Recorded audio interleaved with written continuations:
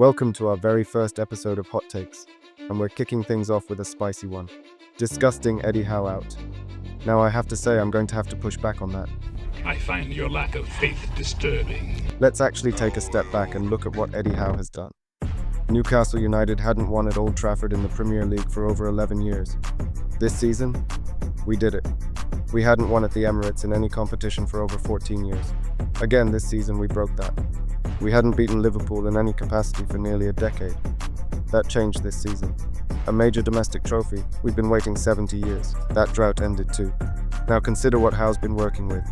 No true right-wing signing, yet somehow he's transformed Jacob Murphy into a player who's suddenly scoring and assisting like a machine. That's not luck, that's coaching.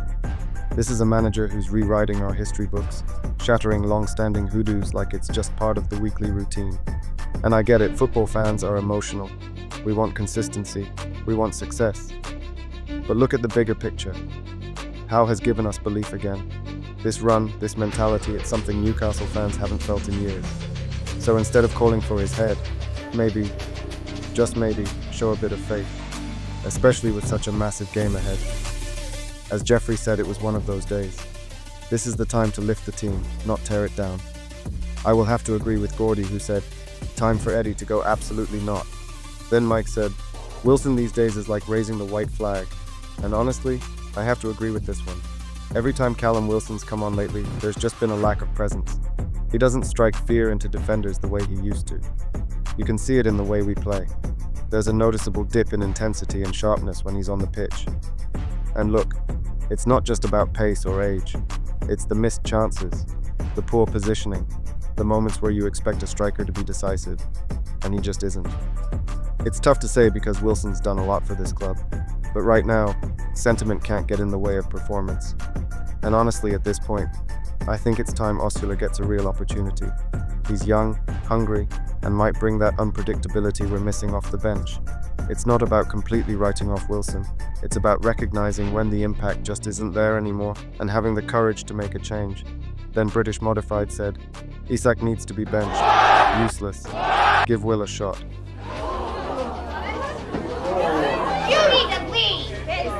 I'm sorry, but I completely disagree with that take. Alexander Isak is untouchable right now. Why on earth would you bench one of the most complete strikers in world football? He just scored his 23rd Premier League goal this season. That's the highest goal tally from a Newcastle player since Alan Shearer hit 22 way back in the 2003-04 season. Think about that, 2 decades. And we're talking about someone who isn't just scoring tap-ins. Isak is delivering quality, composure, and consistently scoring even in games he isn't much involved. Let's not forget, it was his goal that secured the cup. That wasn't just a stat-padding finish. That was a moment that mattered.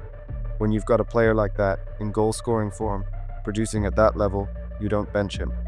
As long as Isak's fit and breathing, he starts. Regardless whether you like it or you don't like it, you love it, you hate it, one thing, for damn sure, you are gonna respect it. Now don't get me wrong, Will Osula is promising and sure he might be an option off the bench. But if you're talking about rotating him in ahead of Isak, no chance. If anything, maybe you're looking at him taking some minutes off Callum Wilson later in games. But let's not get it twisted. Isak is the engine of this attack, and replacing that right now would be a massive step backwards. Next up, Dark by Design says, Willock is rubbish, get rid. Now I wouldn't go quite that harsh, but I get the frustration. I've been riding with Willock for a while, mostly off the back of that season where he basically dragged Newcastle away from relegation almost single-handedly.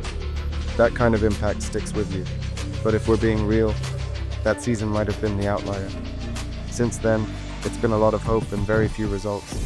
Sure, he shows glimpses, some nice touches here and there, but it never feels sustained. The consistency just isn't there.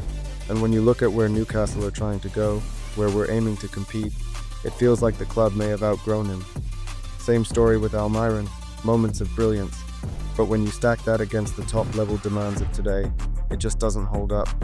And on that same note, Matt Senthal made a good point.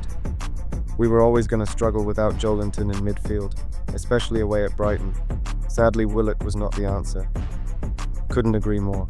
The physicality, the drive, Joelinton brings that edge, and when he's not there, we need to be smarter in how we compensate. Willock just didn't offer what was needed in that setup.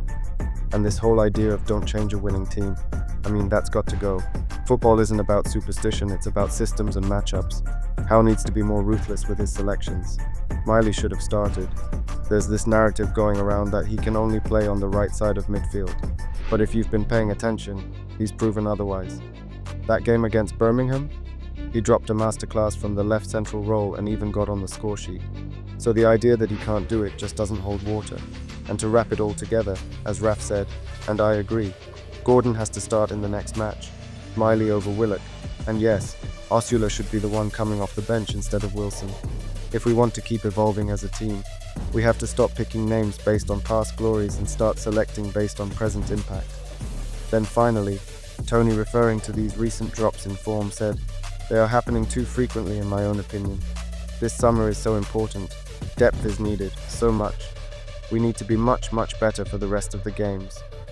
And honestly, I have to agree with every word of that. When you really look at the dips we've had this season, they're not just random off days. They're the direct result of a squad stretched too thin. The starting 11 has quality, no doubt, but when injuries hit or fatigue sets in, the drop-off is massive. It's not just a plan B we're missing, it's plan C, D, and E. That kind of depth is essential if we're serious about competing on multiple fronts. The truth is, a lot of the problems we're seeing now could have been avoided, or at least softened, if the club had been more active in the transfer market. There were clear gaps. No proper right-wing reinforcement, midfield options wearing thin striker depth reliant on players past their peak. You can't expect to run a high-intensity pressing system week after week with no rotation and expect the performance levels to stay the same. This summer, it's make or break. We need smart, aggressive recruitment. Players who can walk into the starting 11 and others who can slot in seamlessly when called upon. No more patchwork solutions. If we want to push forward, the squad has to be built for it. No shortcuts this time. By the way, be sure to tell me if you enjoyed this type of video. And if you would like to know the recent Fabrizio Romano transfer exclusive on Newcastle's potential new signing, click the video link on screen now.